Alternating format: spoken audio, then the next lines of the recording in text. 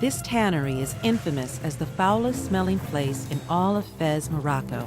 Tanning hides may be dirty and smelly work, but somebody has to do it.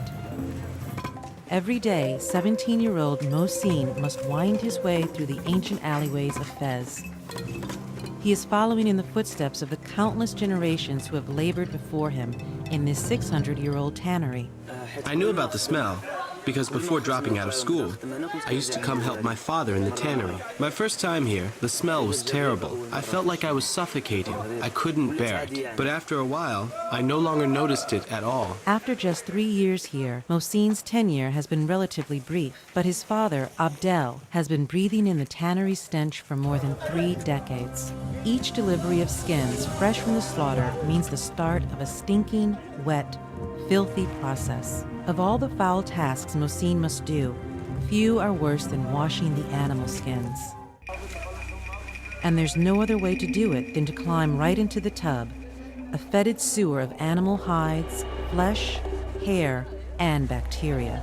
Exposure to the filth makes Mohsin and his co-workers more susceptible to infections, particularly if they were to have any open sores or cuts. While Mohsin rinses his lambskins, others prepare cowhides for tanning, scraping their leftovers into the same near-stagnant pool.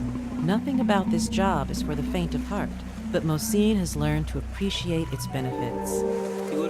My friends who work in other professions tell me that my job is good because I can take a swim in the water in the summer. It's not like other jobs, such as working for a shoemaker, where you have to stay in the same place all day long.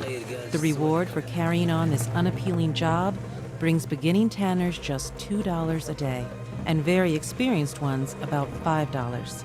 Much of the tannery's odor comes from its potent and pungent secret ingredient, pigeon droppings. Mohsin gathers the droppings from the rooftops of Fez. Then he's ready for the dirtiest and smelliest job of all, wading into a vat of excrement. The stench is overpowering, but Mohsin must keep his head and be sure to add just the right amount of water to the pigeon droppings.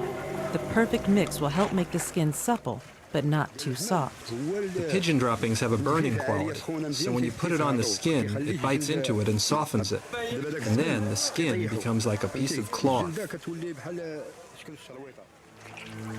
But to transform these raw hides into leather cloth requires Mohsin to get down and dirty. Shoeless, he can use his toes and heels to knead the skins over and over. For almost 3 hours, he tromps around the vat. Even apart from the smell, it's a difficult chore, requiring strength and endurance.